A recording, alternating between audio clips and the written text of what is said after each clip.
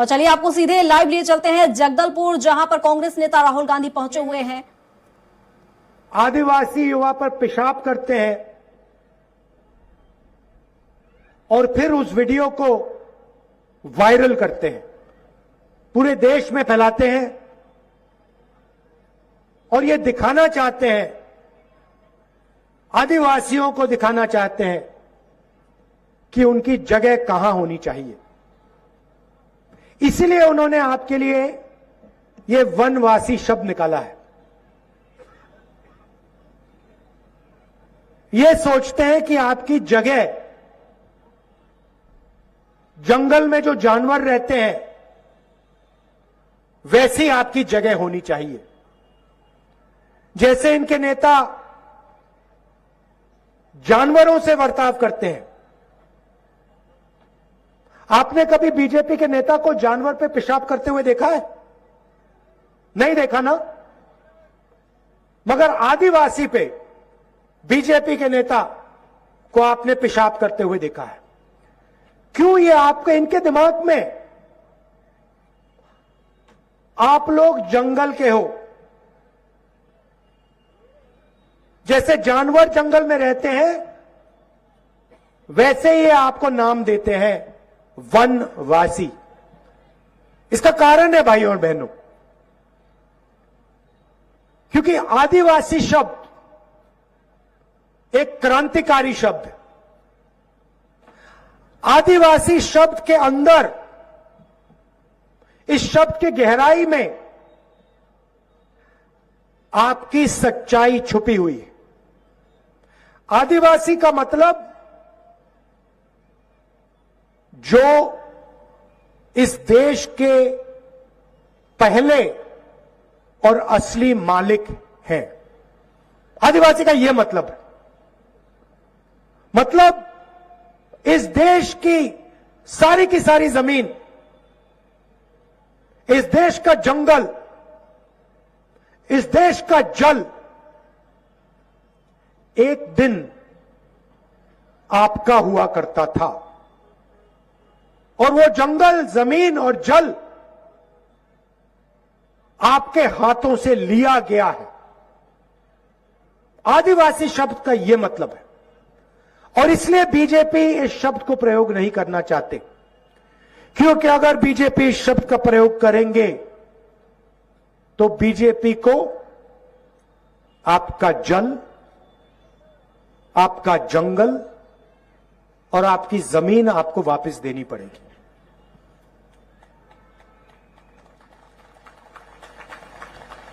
और ये उस बात को मानना नहीं चाहते हैं, इसलिए इन्होंने यह नया शब्द निकाला है, वनवासी। वो लोग जो जंगल में रहते हैं, जानवर जैसे जंगल में रहते हैं। ये शब्द आदिवासियों का अपमान है। इस शब्द को कांग्रेस पार्टी कभी नहीं स्वीकार कर सकती है। हमने आदिवासी शब्द, आदिवासियों के लिए हमने क्या किया? ट्राइबल बिल लाए, पेशा का कानून लाए, जमीन अधिग्रहण बिल लाए और उसमें हमने साफ लिखा था कि जब तक आदिवासियों के गांव की ग्राम सभा इजाजत नहीं देगी तब तक कोई भी आदिवासियों की जमीन नहीं ले सकता है। हमने कहा था कि अगर 5 साल के अंदर किसी इंडस्ट्रियलिस्ट ने अपना बिजनेस चालू नहीं किया, चाहे वो कितनी बड़ा हो, आदिवासियों को जमीन वापस वायदा किया था और ये हमने वायदा पूरा किया। एक और उदाहरण आपको देना चाहता हूं। नरेंद्र मोदी जी के सबसे बड़े मित्र अदानी जी, यहां पे उनका आयरन ओर का माइनिंग का प्रोजेक्ट था। अरबपति है, नरेंद्र मोदी का मित्र है, मगर अदानी का प्रोजेक्ट कांग्रेस पार्टी ने कैंसिल करके दिखा दिया, उसे परे कर दिया। क्यों? क्योंकि हमारे आदिवासी भाइयों ने कहा कि हमें यह प्रोजेक्ट यहां नहीं चाहिए। हमने आपकी आवाज का आदर किया और देश के सबसे बड़े उद्योगपति नरेंद्र मोदी का सबसे बड़ा मित्र, उसका प्रोजेक्ट हमने रद्द कर दिया। क्यों? क्योंकि आप वनवासी नहीं हो, आप आदिवासी हो और छत्तीसगढ़ की जमीन, जंगल और जल आपका है और इसका हक आपको मिलना चाहिए। अब देखिए,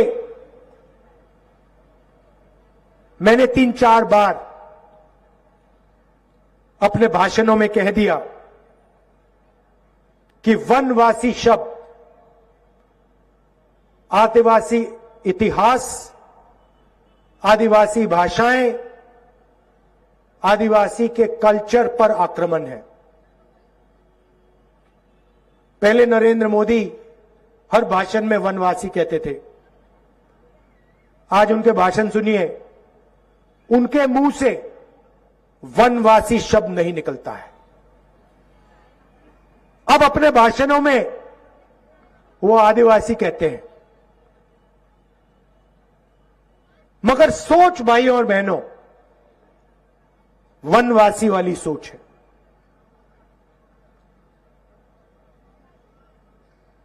आज अपने भाषण में उन्होंने कहा कि हिंदुस्तान में एक ही जात है और वो है हिंदुस्तान का गरीब।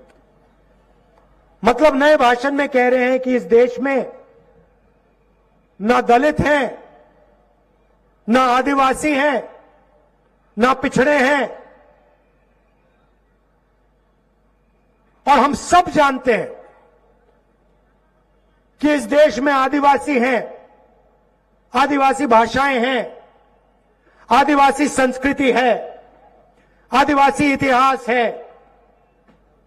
दलित हैं, दलितों के साथ अपमान किया जाता है, उनको हर रोज तंग किया जाता है, पिछड़ों को जो हक मिलना चाहिए उनको नहीं मिलता।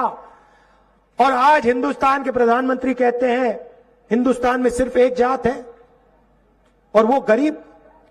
अच्छा, अगर सिर्फ एक जात है तो आप अपने आप को ओबीसी क्यों कहते हो? हर भाषण में आप क्यों कहते हो कि मैं ओबीसी हूं? और आपने अपने शब्द क्यों बदले? मैंने 3-4 बार अपने भाषणों में कहा कि वनवासी आदिवासियों पर अपमान है। आप अपने भाषण में आज वनवासी क्यों नहीं कहते? क्योंकि आप जानते हो कि जो आपकी सोच है वो आदिवासियों की अपमान की सोच है। इसलिए आपने अपने शब्द बदले, मगर आपने अपनी सोच नहीं बदली। नरेंद्र मोदी जी, आप अपनी सोच बदलिए। शब्द बदलना बहुत आसान होता है, आप अपनी सोच बदलिए। शब्द का कोई मतलब नहीं। आपके शब्द खोखले हैं। आप यहां पहले आए थे, आपने कहा था हर बैंक अकाउंट में मैं 15 लाख रुपए डालूंगा। भाइयों और बहनों, आदिवासी भाइयों और बहनों, 15 लाख रुपए आपको मिले? यहां कोई एक व्यक्ति है, नरेंद्र मोदी जी के मुंह से शब्द निकले थे 15 लाख रुपए हर बैंक अकाउंट में डालूंगा। कोई एक व्यक्ति है यहां पे जिसके बैंक अकाउंट में 15 लाख रुपए मिले? नरेंद्र मोदी जी ने कहा था नोटबंदी से काला धन मिटेगा। यहां एक व्यक्ति है जो कह सकता है कि हां, नोटबंदी से हमें फायदा मिला। नरेंद्र मोदी जी ने कहा था जीएसटी से हिंदुस्तान बदलेगा। यहां एक व्यक्ति है जो कह सकता है हां जीएसटी से मुझे फायदा मिला? अच्छा, पिछले चुनाव में हम आए थे, मैं आया था, मैंने भी वायदे किए थे, आपको याद होंगे। मैंने कहा था, ऐसे स्टेट से मैंने कहा था कि छत्तीसगढ़ के किसान को धान के लिए 2,500 रुपए प्रति क्विंटल मिलेगा। मिला? यहां एक व्यक्ति है जो कह सकता है कि आज छत्तीसगढ़ में किसान को 2,500 रुपए प्रति क्विंटल नहीं मिल रहा है? मिल रहा है। अच्छा, एक और बात देखिए मजे की, मैंने वायदा किया था 2,500 का, याद है आपको? आज किसान को क्या रेट मिल रहा है? 2,640। मैंने वायदा किया था 2,500 का, मिल रहा है 2,640। आपने हमें यह तो नहीं कहा कि भैया बढ़ाओ, नहीं, हमने एकदम बढ़ा दिया। क्यों? क्योंकि हम किसान से बात करते हैं, हम किसान के दर्द को समझते हैं। और मैं आपको यहां कह रहा हूं, देखिए आज 2,640 है, आपको कहने की जरूरत भी नहीं पड़ेगी। आने वाले समय में ये बढ़ता जाएगा, बढ़ता जाएगा, बढ़ता जाएगा। ये कुछ ही समय में 3,000 हो जाएगा। नरेंद्र मोदी जी ने कहा था कि कांग्रेस पार्टी किसानों का कर्जा माफ नहीं करेगी। मैंने अपने भाषणों में कहा था, पहली मीटिंग में छत्तीसगढ़ के किसान का कर्जा माफ होगा। भाइयों और बहनों, कुछ ही दिन पहले मैं खेत में गया, मैंने 2 घंटा धान काटा। वहां पे किसानों से मैंने पूछा, आम किसान से मैंने उनसे पूछा, भैया एक बात बताओ, आपका कर्जा माफ हुआ? मुझे कहते हैं, राहुल जी आप क्या कह रहे हो, मेरा कर्जा माफ हुआ जो मैं सपना भी नहीं देख सकता था। मैंने गाड़ी खरीदी है राहुल जी, गाड़ी, मोटरसाइकिल नहीं, मैंने गाड़ी खरीदी है। और जो हमने कर्जा माफ किया, हमारे बीच में और नरेंद्र मोदी जी के बीच में फर्क समझिए। हमने जो कर्जा माफ किया, जो हम आपको 2,640 रुपए देते हैं, वो पैसा कहां गया? हमने किसान का कर्जा माफ किया, किसान ने वो पैसा अपने गांव में खर्च किया।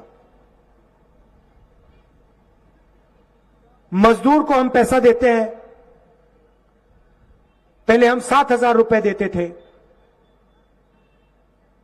चुनाव के बाद हम 10,000 रुपए देने जा रहे हैं।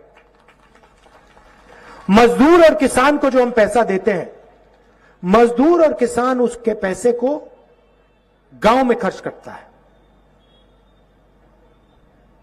गांव में खर्च करता है ना। मजदूर और किसान अमेरिका में जाके खर्च तो नहीं कर सकता, तो गांव में खर्च करता है।